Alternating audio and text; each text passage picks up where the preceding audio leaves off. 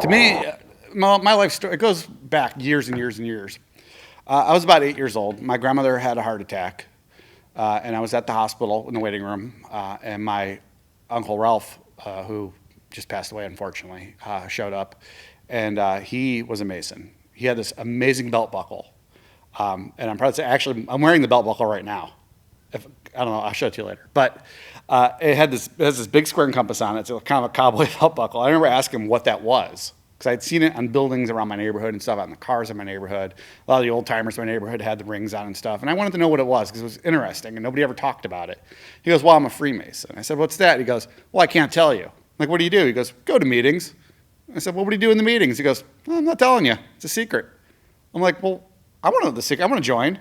He's like, well, come back in 10 years and I'll get you a petition. So, life went on as it normally does. I didn't talk to him a whole lot, except at family reunions and stuff. And the time I was 18, 19 years old, I actually had gotten a petition for a lodge in my neighborhood back in where I'm originally from, in Cleveland, Ohio.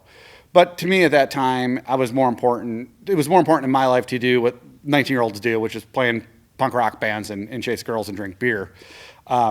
So I definitely say I wasn't ready for it at that point, which is good. And I'm glad I didn't do it, because when the time's right, you definitely know when it's right.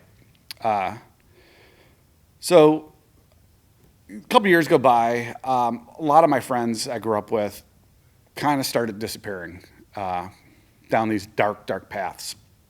And when they did this, I saw them destroy their own lives and not have any sort of foundation structure to support them and help them.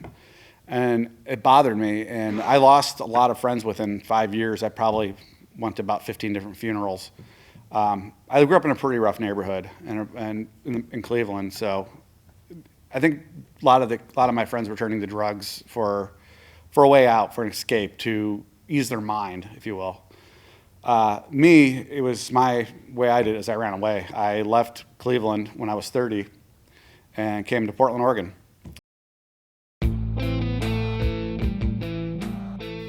To me, it's been amazing, because it's helped me really discover who I am.